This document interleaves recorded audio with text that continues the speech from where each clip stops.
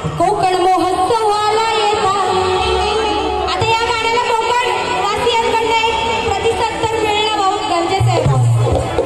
आलं लक्षात? आवाज आला पाहिजे. कोकण महोत्सवाला येता कसा जमलाय मेळा मोठा. जमलाय ना? कोकण महोत्सवाला येता कसा जमलाय मेळा मोठा. चला कोकण वासियांनो उठा न शक्ती तू